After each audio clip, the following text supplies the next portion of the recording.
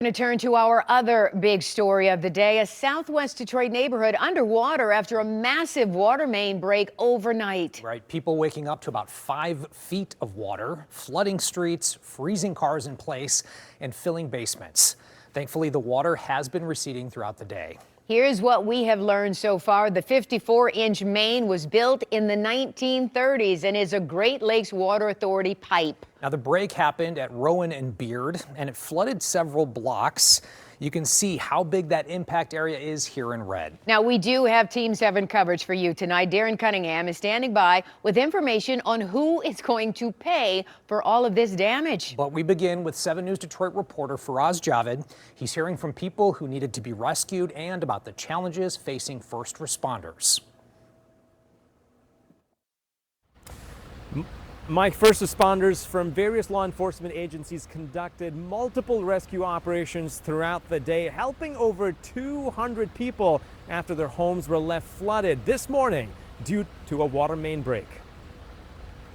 1 in the morning, there was water coming in through the basement, and then when we looked outside, well, the street was already flooded. It was probably waist high. Leonardo Adame, his sister, and his mom were some of the hundreds of people stranded in the neighborhood, with some areas flooded with freezing cold water as high as 5 feet. Power went out, the heat went off, so we were in there. It was pretty cold. We were basically just waiting for help to come and get us. And help did arrive. Anayeli says the U.S. Coast Guard rescued the family around 3 p.m. Earlier we had said that we didn't need rescue. We were being stubborn, but later on they came. Sergeant Michael Rohrig from Wayne County Sheriff's Office tells me that 13 strike teams have been deployed from Southeast Michigan Dive Group, comprising of over 65 divers assisting with rescue missions.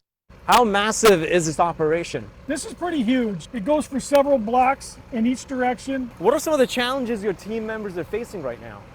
It's ice cold conditions, so they're walking through 2 to 4 feet of water right down the middle of the street, 1.5 feet on the sidewalks. Just to give you an idea how bad the situation is, right here in Lisbon and Green, this area is absolutely flooded. Just to give you an idea of the level of the water, that ice ring around the pole, that's where the water was early this morning. Right here, Detroit Water and Sewage Department draining the water out. And then if you look over here, the water frozen. The level of the water shows you how deep the water was. You can see on the far end, folks being rescued right now by U.S. Coast Guard. From small boats to excavators, several options were deployed to bring people to safety. So how many people have you rescued since this morning? I believe they've rescued about 200 people so far, several animals, dogs and cats, and even a chicken. It must have been a pretty overwhelming feeling to, leave your home and then jump on a boat and then come, something that you probably would never have dreamt of. Yeah, I did not, especially with my pets at home. Now, Carolyn, what we can see so far is most of the rescue operations have been wrapped up, at least in this area, but people are still being advised to stay away from the water because it's being reported to be contaminated with sewage water.